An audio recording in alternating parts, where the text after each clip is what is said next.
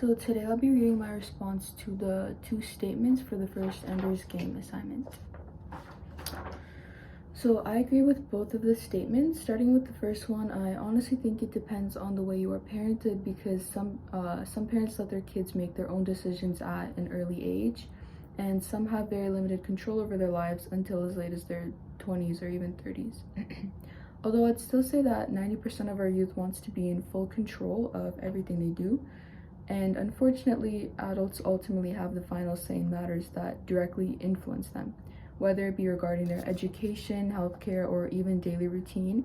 This lack of freedom leaves kids vulnerable and without a voice in areas that directly impacts them and their future. Some may argue that children need guidance, although it's still vital to provide some freedom in their decision making and always try to understand their perspective or point of view as to why they're making such decisions and so forth. The second statement also holds truth because both a kid and an adult are human beings, meaning they can both go through the same emotions. And a good example of this would be Ender, because he proved in the novel that he was 9 years old and he was already commander of an entire army, which resulted a lot of feelings of pressure and stress and etc. And these are the same feelings that an adult may go through.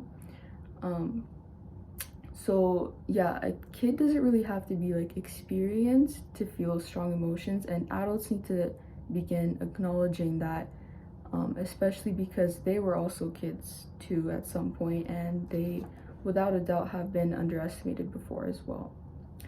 Nowadays, especially teenagers are the ones who feel less heard. A typical teenager today goes to school, struggles with homework, maybe even fitting into certain friend groups or getting pressured, and those issues can cause feelings of stress, anxiety, and even depression.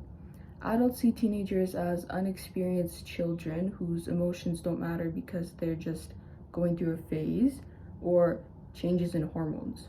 So that's not entirely true, and Ender proved this right. He was selected as a commander of an entire army at age 9 and felt the exact same emotions an adult can feel. Another good example would be where a typical teenager may feel as if they want to choose a different career path. So let's say a kid in high school wanted to be a lawyer and their parents wanted them to be a doctor. And the parents, typically in this situation, they would be they don't know what they want yet.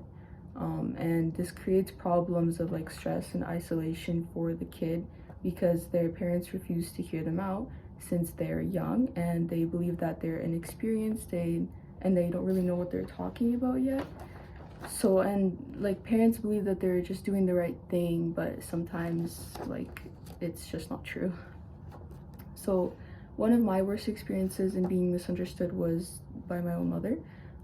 For a bit of backstory, my dad doesn't help out a lot financially, and my mom thinks that I only pity my dad and not her. So anytime I do bring up my dad, it's always, when's he sending money again? Without even letting me explain that I also care about her, she just starts accusing my dad of not being a good person, and I honestly don't really know why. She just thinks that I don't get it, and even though I'm trying my best to understand both sides here. I understand that my mother needs stable financial help to provide for her kids, and I also get that my dad works extremely hard to earn his money. So it frustrates me that she thinks I only care about my dad.